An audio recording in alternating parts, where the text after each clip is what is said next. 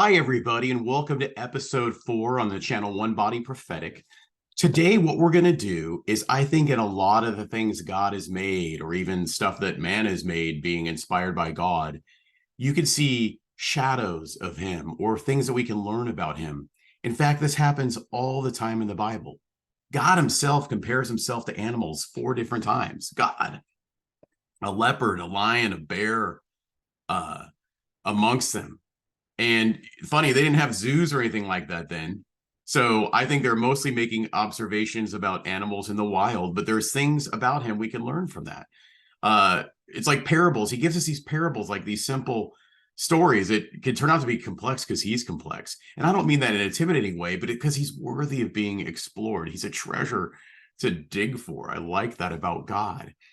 Plant life and other things in the Bible, they're just prevalent. I'd love to read Romans 1:20 from the NIV really quick, just for a scripture on this idea.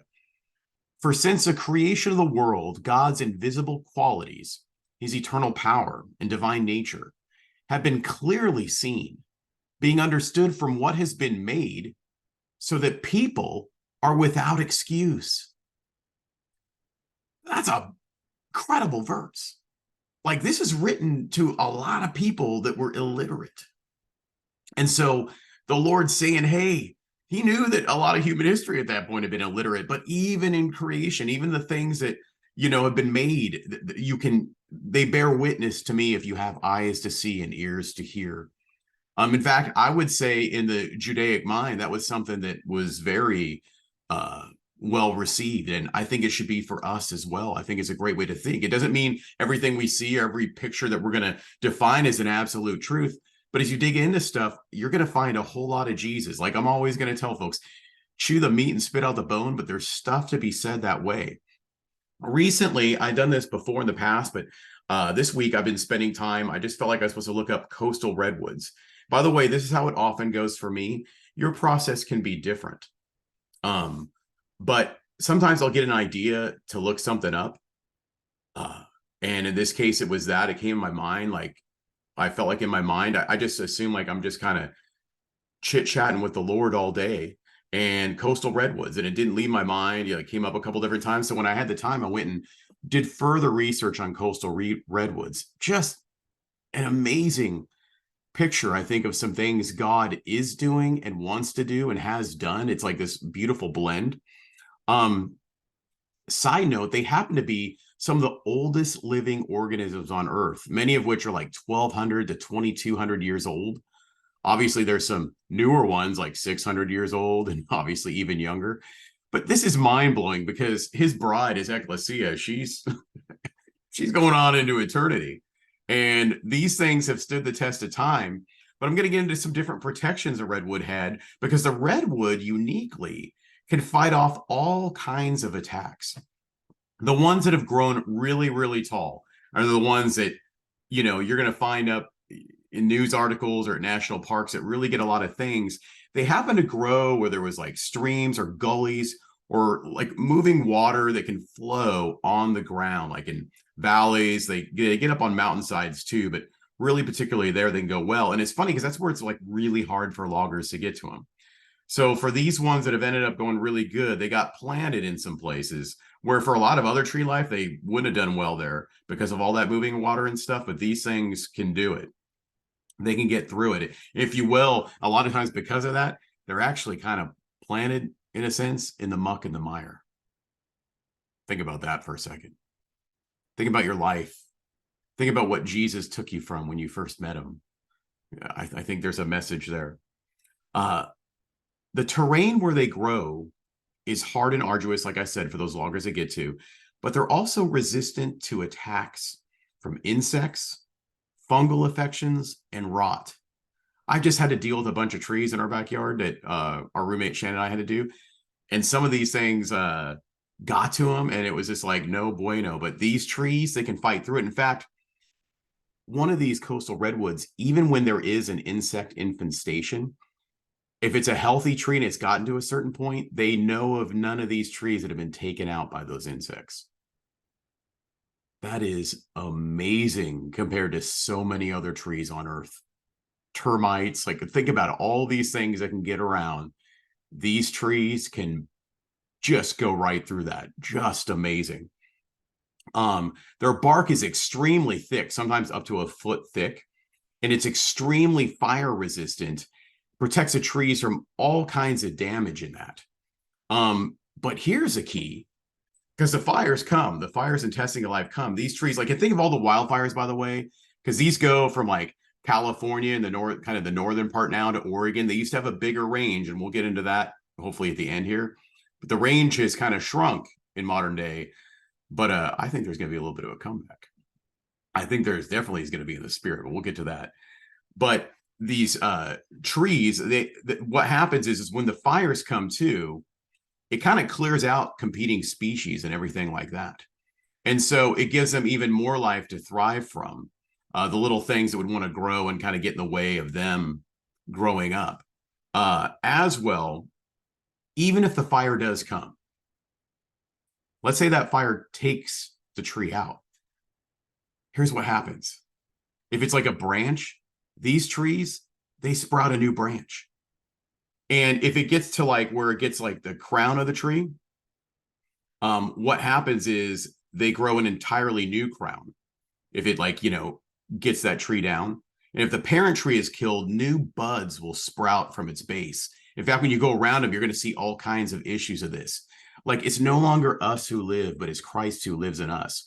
Our Christ went on the cross and died for us so that he could come back resurrected. His life can live in his body. The enemy thought he was taking Jesus out. What he had no idea of was the life of the Son of God literally replicated in children all across the earth. Right on.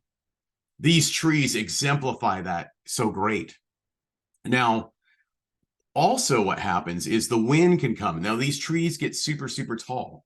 And I think this speaks to the process of some of our life, because besides that water on the ground, I mean, these are massive. They take way more water than that.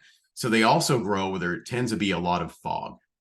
And as we're all growing, if you're young in the Lord, this will happen to you. I want to encourage you. Don't be discouraged by this. You'll be in a season where you're topping out, you're in the fog and you just can't see above. And that's happened to me in several different seasons. And I think maybe some of us can relate, but the Lord is growing us to see above and above the fog. But that fog also is what waters us and helps us to grow. It strengthens our faith. And then in that faith, we can end up getting a higher and higher view. But because we get that high view and there's a lot of foliage at the top, these strong winds come too. That's part of where they're at. They don't grow any farther than like 50 miles off the coast. So we have the coast, the wind's coming, and at times they're just coming, right? Well, what they do is, while it's not known as the deepest root system, it's an incredibly horizontal root system. These roots grow out way, way, way, way far and end up entangling with, I'm sure, other roots of other trees, but specifically with other redwoods trees. That's why they're all like together. You see these huge redwood canopies, because all these roots intertwine. It strengthens the resolve of each of the other trees when the wind comes. And that is why these trees have lived so long, to a large degree, that even if the fires didn't come, even if the insects didn't get them, it's because the winds couldn't take them out, because they're entwined together, because we're called to be one body of Christ. Have you ever met someone like really known in the faith and they had a lot of good fruit? And I'm not trying to be critical or anything here. All of us have observed that. And of course, what I want to try to do is not get on the wrong tree of knowledge of good and evil and break that down all the time, because I don't know if that's a benefit, but I want to keep my ear open. I would say in almost all those cases, what happened is their root system didn't get intertwined enough with others to kind of help them up. And they grew to be really big and strong. And, they grew big and strong because they were able to fight off the fires. They were able to fight off some insect infestations for a while. But then when the wind came, even though they looked really mighty and like incredible, it blew them over. Their root system didn't connect with enough of the body, sharing nutrients, sharing the life that they have in one another, just even merely of just clinging on and holding each other's hand. And like, if you will, this idea to us would be like fellowship, to stand strong. And I think in the days ahead and what's going to be happening, this is so, so important. Like, we're going to have trees like kind of next to us. It's our little cluster or group. Like maybe you would think of that as your congregation, and we want to grow stronger. Like your roots are going to get with them, but there has to be outreach work because these trees, like they kind of group up and they extend.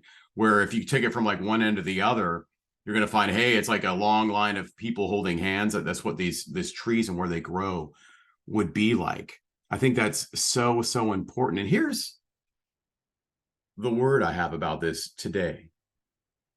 In one of my past videos, I mentioned my brother Henry Hahn, who has look him up. He's got incredible teachings on the importance of the unity of the body of Christ.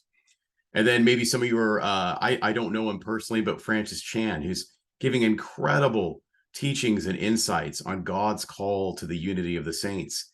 And you know where they both live? San Francisco, right around where all this stuff is happening. My brother Doug Krieger down by there, and the many other brothers and sisters that I know from Henry and Doug that have been looking into this. It's a region where these trees are out. It's the only place on earth where these huge trees grow. And what if a place like San Francisco, which, you know, they might have some things coming because there's been a lot of poor decisions made by people there. Like we do have consequences for our action. But see, sometimes when I get concerned in the prophetic is I've met lots of people just slam it. What is God doing? See, even the redwoods, you know, they kind of decrease their population, but God is raising up these healthy trees with a healthy message. And just like the redwood tree screams out the importance of being interconnected, that we know who our brothers and sisters are, and we're not like getting divided by denominations or whatever, where we won't connect our roots and then the winds can come and blow us over. What if God in that place is raising up these pictures of people that are growing up to be like coastal redwoods with a coastal redwoods message, and that we need to have an ear to hear and to listen? I think it's going to be really important, even in the Southern Oregon and California, where a lot of us from a Christian perspective, we're like, ooh, God's faithful. He died for people to know him. He is so faithful. And I think that's one of the neat things that he's doing there. That'd be like a word for them. Can I give you all a homework assignment? Maybe you've done a little bit of this before. Maybe this inspired you to do a little bit more, but maybe you never have. Just sit with the Lord. Ask him to give you an idea of something that you haven't, maybe that you know of, that maybe you haven't seen him fully in. Maybe it's going to be a car. Maybe it's going to be a plant. Maybe it's going to be some welding. Like, you know, who knows what it is? And ask him to show the way he is and the way he thinks through that. I think he has some treasures for you today. Now, finally, here's what's really great about that. Once you do that in your back pocket, then you have this like ability to go, I don't just use it all the time, but over the years, I've done this so many times. It's like I have a database in my mind. And what will happen is I might be dealing with someone, maybe it's a stranger, maybe it's a saint new to me, maybe it's someone I know, and the Lord will just quicken that to mind. Like if he brings up coastal redwood, I have kind of an understanding of coastal redwoods now. So then from that point, I think the Lord wants me to use it as a tool while sharing with them, maybe some highlights of it or something that helps encourage them with a word or an exhortation or an encouragement or whatever it is. And I've done that a million times. And so, but then I'm not just doing it because I have this revelation and that's what I want to spit out. I'm asking the Lord, and he's given me the idea to do it, then I'll do it. But then I'll always ask, hey, did that hit home to you? Did that make sense? And I'll just be honest, the strike rate on it's like insanely high. Like it just seems like it always is, because I never really know what they're going through a lot, but it seems like it ministers to them and testifies to them. And the Lord over time can build you up with more and more of these ideas and insights from just creation. And to those who might be kind of critical of what I just said, and you know, Jeremiah was talking about the potter's wheel a long time ago, right? He gave this very specific word in a very specific time. Well, looking back, how many saints have read that and been inspired? A lot. It'd be ridiculous for me not to be inspired by that. I could have said that was just for Israel at that time, or that was just the message he was giving to this people. But any of these things, we can all like find life on it. So it's not just some like thing where you're not getting tested. You're just giving out these generic words. It's like, no, the Lord, if it's the Lord, because it's all about him, it's his testimony. It's what he's doing. I use those trees. Thank God for trees, but those trees just speak of his testimony and what he's doing time and time and time again. Bless you all. Again, our email is onebodyprophetic@gmail.com. We always love to hear back from you.